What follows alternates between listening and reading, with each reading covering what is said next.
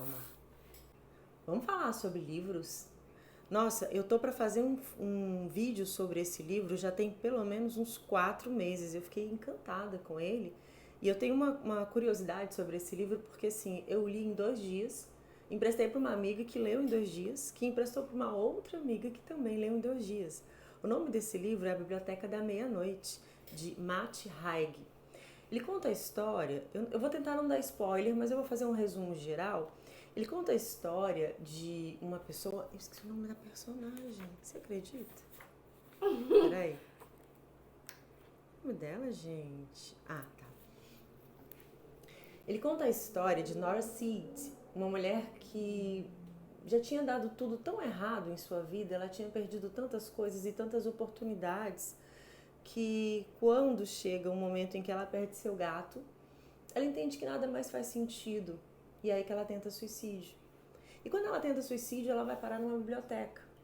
E aí ela se depara com a antiga bibliotecária da sua escola, que diz para ela que ali tem vários livros e ela pode escolher entre vários. E se ela encontrar algum que tem alguma vida que faça sentido, ela pode vivê-la até o final. Mas antes de mais nada, ela vai ter um único livro, que é o livro dos arrependimentos. É onde ela entra em contato com todas as coisas, todas as escolhas, todas as culpas que ela acarreta. É quase impossível que a gente viva uma vida sem que a gente tenha culpas, sem que a gente ache que devia ter feito alguma coisa de uma outra maneira, de uma outra perspectiva. E esse livro, ao falar sobre suicídio, no fundo, ele acaba falando sobre a vida.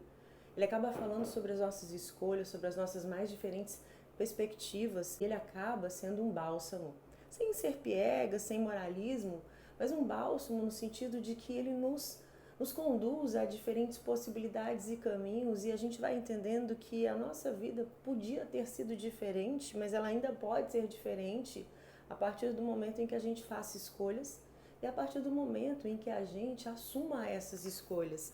Tem algumas passagens desse livro que eu selecionei que eu queria compartilhar aqui com vocês.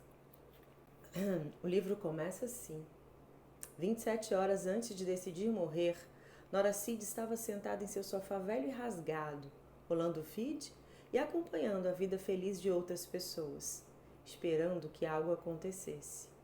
E então, do nada, algo de fato aconteceu. Eu não vou contar para vocês o que aconteceu, mas eu gostaria de propor uma reflexão do tempo que a gente perde esperando que algo aconteça, de quanto de expectativa a gente faz a cada segundo, das necessidades que a gente tem sentido de que a nossa vida seja extraordinária a partir de algum evento que possa vir a acontecer e que nos tire do nosso cotidiano. O problema é que a gente vive a maior parte do tempo no cotidiano. E é no cotidiano que a gente tem que enfrentar as nossas questões e que a gente tem que descobrir quais são os nossos recursos. No último contato que Nora deseja deixar para as pessoas, ela diz o seguinte: a quem interessar possa. Eu tive todas as chances de fazer algo da minha vida e desperdicei cada uma delas. Por um descuido meu e para meu azar, o mundo se afastou de mim. E então agora faz todo sentido que eu me afaste dele. Se eu achasse que seria possível ficar, eu ficaria. Mas não acho. Então não posso ficar. Eu torno a vida das pessoas pior. Não tenho nada para dar. Sinto muito. Sejam bons uns com os outros. Adeus, Nora. O que é importante que a gente reflita sobre isso que ela deixa escrito? Ela não perguntou para nenhuma dessas pessoas se de fato ela deixaria a vida delas pior. Ela não teve nenhum tipo de informação que confirmasse para ela que sim, ela era um fardo e que ela não tinha nada para dar e nem oferecer. Aqui a gente vê o retrato de uma pessoa que está desiludida, que está desesperançada e que acha e acredita que ela fez todo o possível, mas que nada funcionou e nada deu certo e que esse é o melhor caminho. Não é necessariamente alguém que quer morrer, mas é alguém que não está suportando viver da forma como está.